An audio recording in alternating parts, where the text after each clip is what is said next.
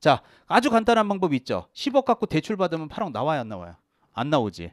그 다음 10억이면 공장하고 땅을 팔아. 팔면 10억에 팔았어. 그럼 8억 결제하면 되지. 그럼 포장기계는 어디서 돌려? 길거리 길바닥에서 돌릴 거야? 의미가 없지. 그럼 포장기계를 팔아버려. 다 팔아버려, 포장기계. 그러면 공장 건물하고 부지만 있으면 김이 구워지죠. 못 굳지. 그럼 어떻게 해야 돼? 이제 어떻게 할 거야? 이제 이런 상태에서 여러분이 사장이니까 깝깝한 거야. 그러니까 이것만 가지고 이게 그러니까 토지하고 건물이 부동산인 거는 맞는데 이것만 가지고는 담보 가치가 안 된단 말이야. 내가 그냥 임의로 설정을 해봤어요, 금액은. 그러면 여러분이 이제 이 상태에서 공장 및 광업재단 저당이라 그랬죠. 저당. 저당법이라는 게 뭐냐면 자 들어봐요. 자 여기 포장 시스템이 얼마예요? 20억이죠. 그냥 대충 할게요. 뭐 중고로 어쩌고 저쩌고. 자, 그 다음에 부동산 가격이 얼마예요? 10억이면 이걸 합하면 얼마? 30억이면은 8억 정도는 어떻게 좀 땡겨가지고 돈을 써서 메꿀 수도 있잖아. 그래서 이제 등기부를 만들 때 얘하고 얘가 부동산이니까 얘하고 얘만 등기부를 만드는 게 아니라 얘를 한꺼번에 퉁 쳐서 일단에 기업 재산으로 만드는 거야. 그래서 등기를 하는 거야. 그러면 무슨 등기가 돼요? 재단 등기가 되는 거고 이게 지금 광업이에요, 공장이에요? 공장이니까 바로 얘네들을 공장재단이다라고 표현을 하는 거거든요. 그래서 이 공장 및 광업재단 저당법이라는 건 뭐냐면은 이렇게 담보가치를 증가시켜서 사업자금의 융통 원활을 위해서 만드는 겁니다. 그렇다면 여러분이 얘기해 주세요. 등기를 했다는 얘기는 자 이거 그냥 활용할게요. 등기를 했다는 얘기는 자 그대로 가겠습니다. 갑구가 있고 을구가 있다 없다? 있다. 갑구에는 무슨 권? 을구는 저당권. 저당권은 개공이가 오늘 지금 3시간째 수업하고 있어. 도와줄 수 있다 없다? 있다. 그렇다면 공장재단도 중개 대상이 된다 안 된다? 된다. 결론은 간단하잖아. 그래서 거기도 보면 공장이든 광업재단이든 맨 마지막에는 소유권과 저당권의 목적이 된다고 써 있는 게 그거예요. 그래서 오늘 3시간 동안 강의하면서 제가 저당권이 중개 대상이 되고 안 되고를 1교시 때 시간을 많이 소요했던 이유가 다 연결되기 때문에 그렇거든요. 그래서 요번 최근 31회 시험에도 근데 어렵게는 안 나와요. 광업재단, 공장재단이 중개 대상이 되냐 안 되냐까지만 내니까 뭐 더 이상 제가 들어갈 이유는 없을 것 같아요. 자, 요까지 하고요. 자, 한 장 넘기세요. 자, 넘겨보면 자, 그 강의 계획표에 제가 여러분들한테 1장하고 2장까지 진도 나갈 거라고 말씀드렸으니까 오늘 2장 진도 나갈 수 있도록 그렇게 하겠습니다. 어저께 그 노원이었는데 2장까지 진도 나간다니까 자꾸 뒤로 넘겨갖고 어디까지 하나 확인을 자꾸 하더라고. 자, 저 29페이지 가봐봐요. 맨 위에 초록색 파란 글씨 3번 합격자 공고와 자격증 교부 있죠. 예, 오늘 거기까지 나갈 거니까 자꾸 뒤에 넘겨서 얼마 남았나 불안감에 떨고 그러지 말고 힘들면 누워 있어. 내가 끝날 때 얘기해 줄게. 누워 있어 그냥 편안하게. 끝날 때 가. 자, 그래서 자꾸 어떤 분도 봤는 줄 알아요? 뒤로 넘기면서 나를 쳐다봐. 너 언제까지 할 거야? 이러고 쳐다보고 사인을 줘. 내가 알아서 할게. 자, 그러니까 힘들면 누워 있어. 자, 그래서 자 오늘 26페이지, 27페이지, 28, 29까지 하겠습니다. 자, 여러분들 그 챕터 2의 공인중개사 시험 제도는요 그냥 편안하게 보셔도 돼요. 하나 정도 나올까 말까 한 챕터거든요. 그래서 편안하게 보시는데 분명히 여기도 뭔가 이슈가 되는 데가 있어요. 내가 그걸 탁 찍어줄게요. 자, 일단 첫 번째가 시험 시행 기관이라고 써 있는 거 맞아요? 파란 글씨요. 그래서 제가 여러분한테 자 제안을 한번 할게요. 거기 지금 1번에 나와 있는 자 첫 번째가 시험 시행 기관이라고 써 있을 때 여러분들 거기서 시자를 동그라미 한번 딱 찍어 보세요. 시. 자, 이게 벌써 시험이 30개 넘어갔으니까 분명히 어떻게 나왔단 말이야 이미. 자, 다시 한번 시험 시행 기관에 시자 동그라미 쳤어요? 자, 밑에 읽어볼게요. 원칙적인 시험 시행 기관은 시도지사입니다. 자, 시도지사의 시자 동그라미 쳐보세요. 시도지사의 시. 그러면 원칙은 누구라고요? 시도지사. 예외는 누구래요? 국토교통부 장관. 우리 줄여서 이제 국장 이렇게 얘기하는데 여러분들 이거는 오늘 학원을 처음 와도 얘기할 수 있는 상식적인 질문만 하겠습니다. 국토교통부 장관하고 시도지사고요. 누가 더 윗급이라고 생각해요? 당연하죠. 여러분들 사회생활 해보시면 봐봐요. 위에 사람이 못하면 아래 사람을 시키던가요? 아래 사람이 못하면 퇴근할 때 윗사람 시키던가요? 부장님이 퇴근할 때 과장님한테 일 시켜요? 과장님이 퇴근할 때 김 부장 일로 와봐 하고 가라 그래요? 상식 아니에요? 그러면 위에 사람이 못하면 아래 사람 시키지, 아래 사람이 못한다고 윗 사람 시키지 않죠. 그게 우리가 살아온 상식이야. 그런데 지금 보시는 대로 시도지사가 원칙이고요. 그 사람이 못할 땐 예외적으로 국장이 합니다. 그러니까 24회 기출문제 뭐라고 내는 줄 아세요? 원칙적 시험 시행 기관은 국토교통부 장관이며 예외적인 시행권자는 시도지사라고 모의고사를 한 달 있다 풀면은요. 열의 9이 당하는 거야. 그렇지! 하고 당합니다. 그래서 제가 당하는 거 보기 싫어갖고 임선정이 꽁수를 부리겠습니다. 저를 보시죠. 자, 여기도 동그라미 쳐놨습니다. 따라서 시험은 누가 원칙이에요? 시도지사가 원칙이 됩니다. 이렇게 해줘야 몇 명이라도 기억이 더 나더라고요. 다시 한번. 시험은 누가 원칙이에요? 시도지사가 원칙이에요. 그럼 예외는 누구예요? 국장. 자, 그러면 우리 확인사살 합시다. 여기 봐봐요. 제가 좀 전에 좀 이따가 이 원칙과 예외를 물어볼 건데 여기 원칙이 시도지사고 예외가 국토교통부 장관. 줄여서 이제 각 선생님들이 국장 이렇게 부를 건데요. 중요한 거는 제가 조금 이따가 시험 시행 기관의 장이 누굽니까? 이렇게 물어볼게요. 제가 조금 이따가. 그럼 여러분은 시도지사라고 얘기할 거예요? 국장이라고 얘기할 거예요? 둘 다 될 수 있다고 얘기할 거예요. 둘 다라고 얘기해야죠. 왜냐하면 시도지사라고만 얘기하면 얘는 안 되는 게 돼버리잖아. 얘만 얘기하면 원칙을 무시하는 게 되잖아. 얘도 될 수 있고 얘도 될 수 있잖아. 그러니까 좀 이따가 제가 미리 답을 가르쳐 줍니다. 시험 시행 기관의 장이 누가 돼요? 그럼 뭐라고 얘기할 거예요? 둘 다 될 수 있어요. 이렇게 얘기를 하세요. 자, 답을 다 가르쳐 드렸고 좀 이따 여러분 한번 믿어보겠습니다. 내려가시죠. 자, 이번에 이제 원칙적인 응시 자격은 미성년자도 시험 볼 수 있습니다. 그 우리 에듀윌의 광고 카피 보세요. 15세도 자격증 땄다. 최고령 73세. 15세부터 73세까지 에듀윌에서 공부하고 있다. 이미 자격증 땄다. 이런 얘기들 나오잖아요. 가능하고요. 대신에 미성년자는 시험 봐서 자격증 딸 수 있는데 중개업은 못해요. 성년이 될 때까지는. 그건 다음 주에 할 거예요. 자, 그리고 아까 제가 2교시 때도 얘기했지만 자격증이요. 절대 빌려주고 그러지 마세요. 사고 터지면 여러분들 못 모르고 빌려줬다가 나중에 댐팡 당하는 거야. 모르는 사람한테 막 이름 빌려주는 거하고 똑같은 거야. 그러니까 거기 봐봐요. 그래서 자격증 빌려주다 걸리면은요. 자격이 취소돼요. 거기다 형사처벌 받아야 되고 돈은 다 물어줘야 되고 더 개망신인 거는 3년 동안 시험도 못 봐.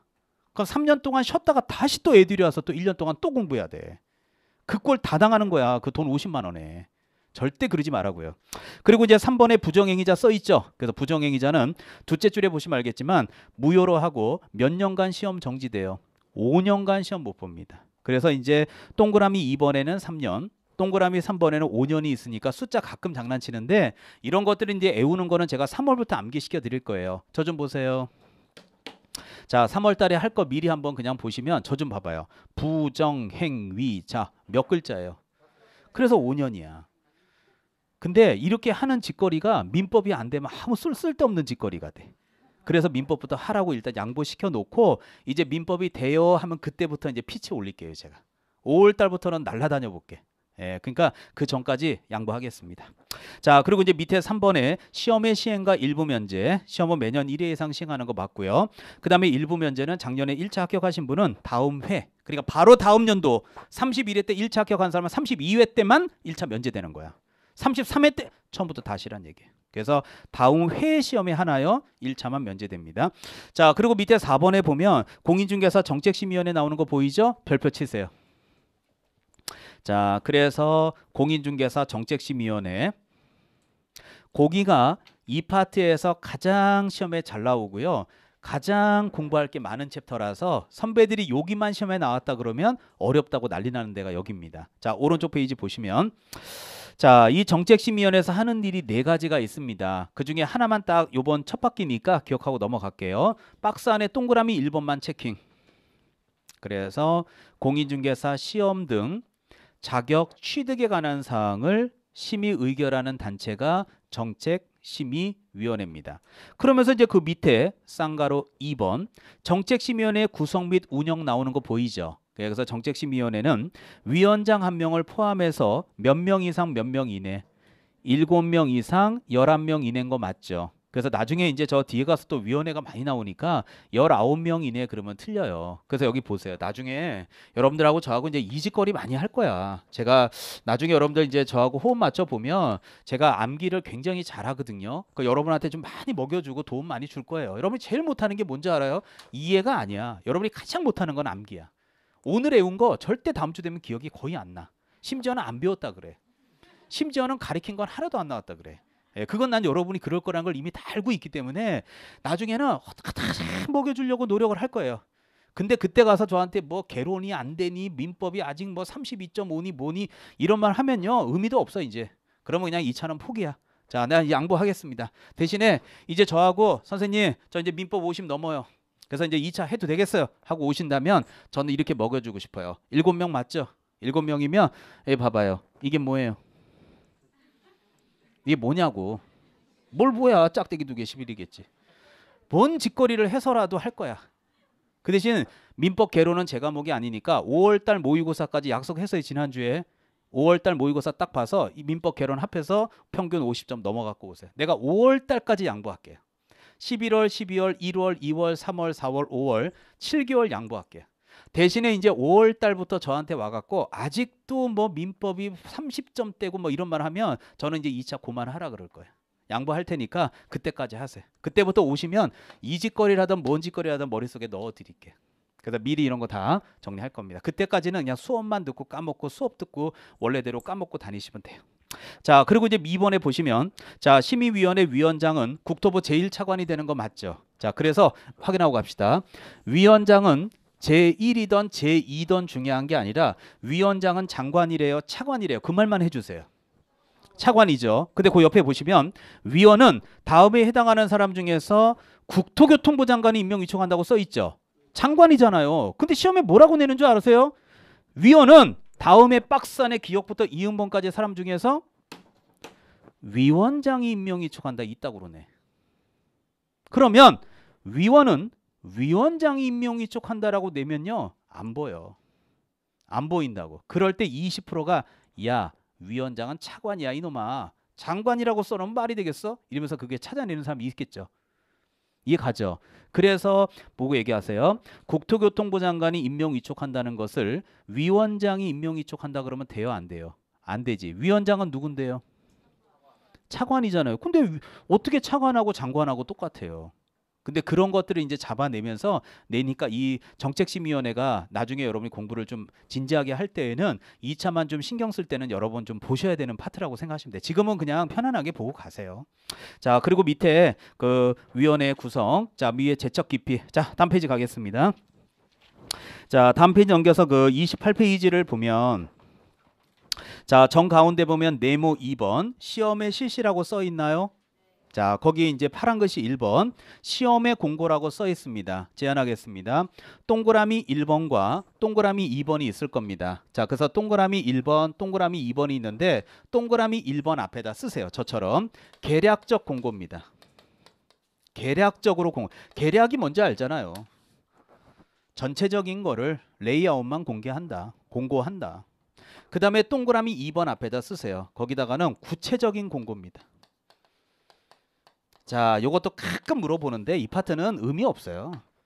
1년 다니면 다 풀어요. 자, 그래서 계략적 공고라는 건 뭐냐? 거기 둘째 줄에 보세요.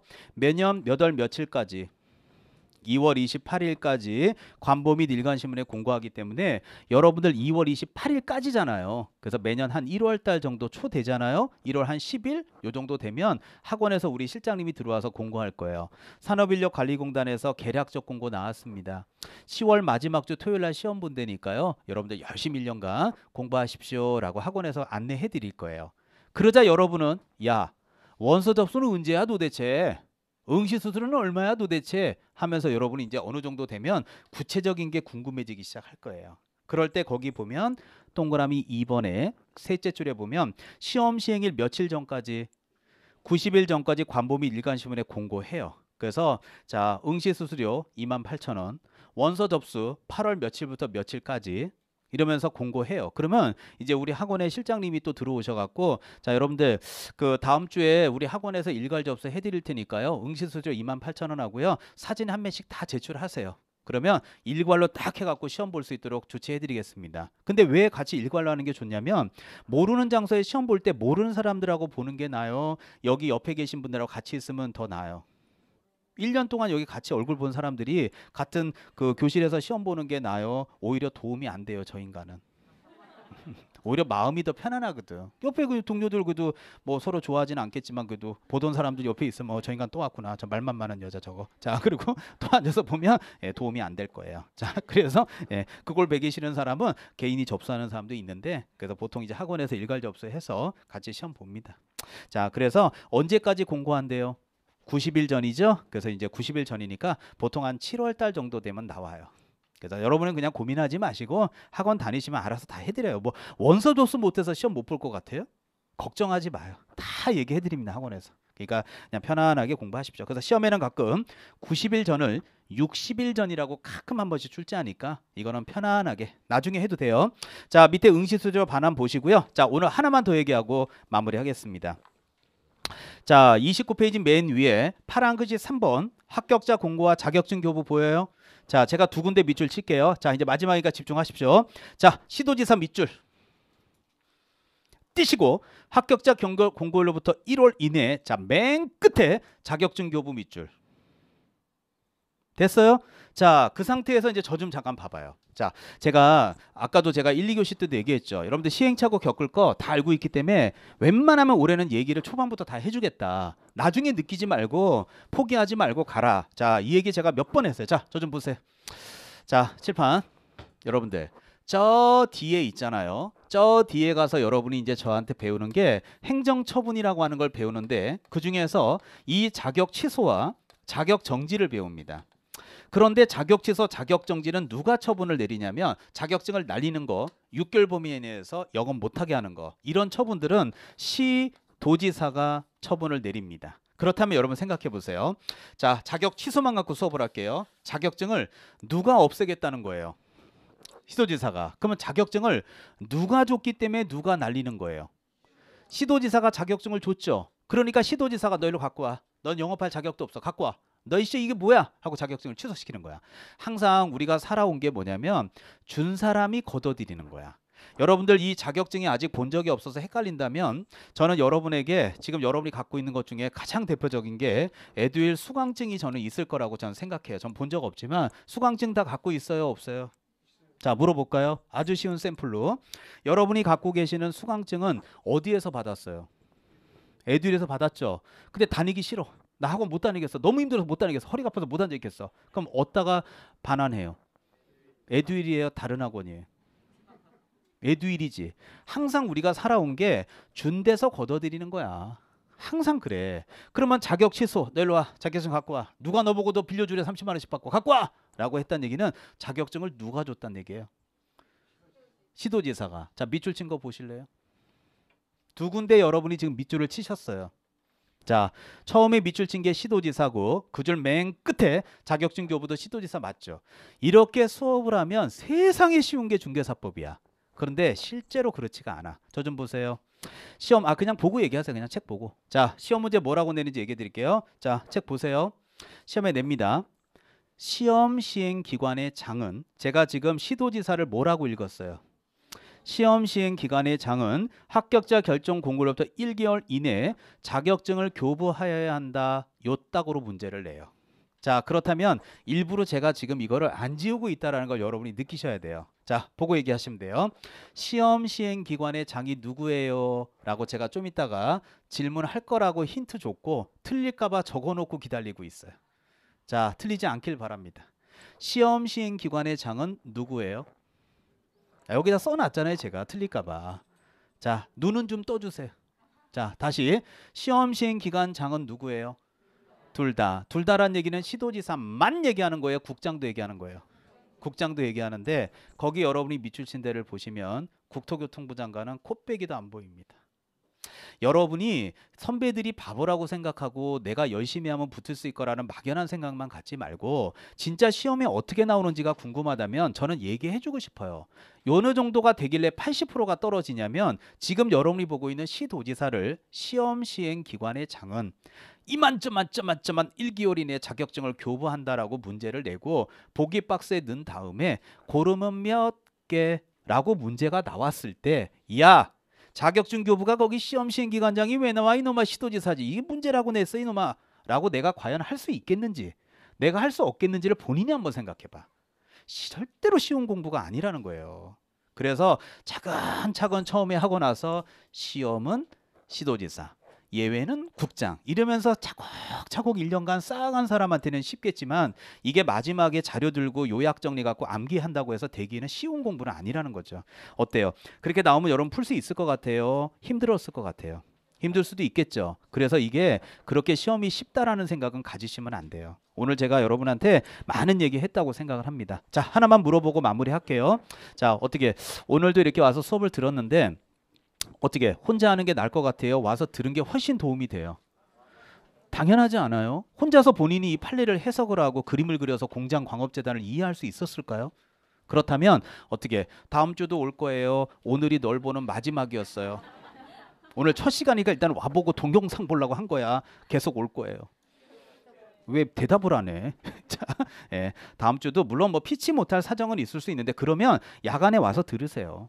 이게 왜냐면 제가 여러분이 뭐 다들 성인이니까 제가 뭐 프레셔는 드릴 수는 없지만 그래도 이 한 바퀴 정도는 들어야, 얼굴 보고 들어야 뭘 나중에라도 뭘 집에서 동영상을 봐도 좀 도움이 되지 않을까요? 그러니까 처음에는 아직 뭐 여러분들이 체력적으로 많이 힘든 건 아니니까 11월 12월은 열심히 좀 해주세요. 알겠죠? 그리고 집에 가서는 1차 하시고 그냥 제 과목은 그냥 수업 열심히 들어주시고 이렇게 하시면 될 것 같아요. 자, 많은 거 바라지 않을게요. 다음 주도 수업만 빠지지 않으셔야 돼요. 자, 마무리하겠습니다. 다음 주에 뵙겠습니다. 수고하셨습니다.